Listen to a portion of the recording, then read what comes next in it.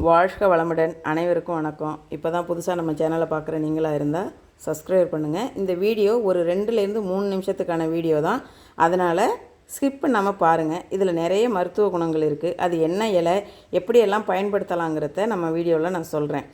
இதுக்கு பேர் குதிரை கொழும்பு அப்படின்னு சொல்லுவாங்க ஊரில், கிராமத்துல எல்லாம் பார்த்திங்கன்னா குதிரையோட கால் மாதிரி இருக்கு இல்லையா, அதனால தான் இதுக்கு பேர் குதிரை கொழும்புன்னு சொல்லுவாங்க. இது எங்கெல்லாம் வளரும் அப்படின்னு பார்த்திங்கன்னா நீர்நிலைகள் நிறைஞ்ச இடங்களில் வளரும்.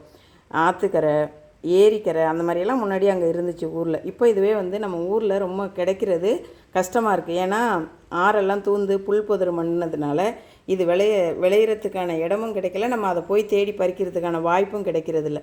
நான் அப்படி சிங்கப்பூரில் கடற்கரை ஓரமாக அப்படி நடந்துட்டு இருக்கும்போது இந்த இலையை பார்த்தேன். ரொம்ப பச்சை பசேர்னு இருக்குது, என்னான்னு போய் பார்த்தா குதிரை கொழும்பாக இருந்துச்சு. சரி, இதை அப்படியே பறித்து ஒரு வீடியோவாக எடுத்து போடலாம், தெரிஞ்ச மக்களுக்கு இது யூஸ் ஆகுமே அப்படின்ட்டு தான் இதை வீடியோவாக எடுக்கிறேன். இதை எப்படியெல்லாம் பயன்படுத்தலாம் அப்படின்னு பார்த்திங்கன்னா, இந்த இலையை பறிச்சுட்டு நல்லா கழுவிட்டு சுத்தம் பண்ணிவிட்டு ஈரம் இல்லாமல் ஒரு துணியை வச்சு துடைச்சிட்டு பொடிசாக நறுக்கிட்டு 1 லிட்டரு இல்லை 1/2 லிட்டரு நல்லெண்ணெய் எடுத்துகிட்டு, உங்களுக்கு தேவைக்கேற்ப நல்லெண்ணெய் எடுத்துகிட்டு ஒரு கைப்பிடி அளவுக்கு அந்த எண்ணெயை சூடு பண்ணணும். ரொம்ப கொதிக்கிற அளவுக்கு நல்லெண்ணெய் சூடாயிட வேணாம். ஓரளவுக்கு சூடானதுக்கு பிறகு இந்த இலையை பொடிசாக நறுக்கி அதில் போட்டோன்னா ஒரு மாதிரி மலமலன்னு பொரியும் இல்லைங்க, இந்த பச்சை ஈரம் போகிற வரைக்கும். அது வரைக்கும் சிம்மிலேயே வச்சு நல்லா அந்த மலமளப்பு போகிற வரைக்கும் வேக வச்சுருங்க.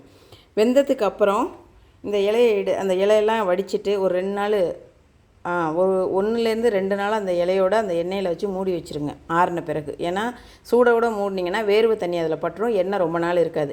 அதனால் நல்லா ஆற விட்டு மூடி வச்சுட்டு 1 நாள் இல்லை 2 நாளில் வடித்து எடுத்து ஒரு கிளாஸ் பாட்டிலில் வச்சுட்டு நீங்கள் வலி உள்ள இடத்துல எல்லாம் அந்த தைலத்தை அப்ளை பண்ணிங்கன்னா அந்த வலி, அந்த நரம்பெல்லாம் சுருட்டி இருக்குன்னு சொல்லுவாங்கள்ல, அந்த இடத்துலலாம் அது தடவும் போது அது நல்ல ஒரு மருந்தாக இருக்கும்.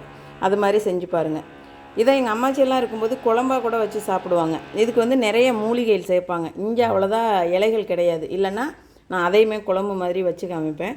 நான் எப்போயாவது ஊருக்கு போனேன்னா அந்த இலைகள் கொண்டு நான் ஒரு வீடியோவாக போடுறேன். அது மட்டும் இல்லாமல் இந்த தைலமாக காய்ச்சறதுக்கும் யோசிச்சிங்க அப்படின்னா, உங்களுக்கு டைம் கிடைக்கிறப்ப இந்த மாதிரி இலையை பார்த்திங்கன்னா வெந்நீர் தண்ணியில் போட்டு நைட்டு வேக வச்சு வச்சுருங்க. வெந்நீர், குளிக்கிற வெந்நீரை மறுநாள் காலையில் சூடு பண்ணிவிட்டு இலையை எடுத்துகிட்டு குளித்து முடித்ததுக்கப்புறம் இந்த தண்ணியை கடைசியாக மேலே ஊற்றிட்டு வரும்போது உடம்புல ஏற்படக்கூடிய வலிகள் எல்லாம் குணமாகும். இந்த வீடியோ உங்களுக்கு பிடிச்சிருக்குன்னு நம்புகிறேன். பயனுள்ளதாக இருந்ததுன்னா இந்த வீடியோவை ஷேர் பண்ணி விடுங்க, லைக் பண்ணுங்கள், சேனலை மறக்காமல் சப்ஸ்கிரைப் பண்ணுங்கள்.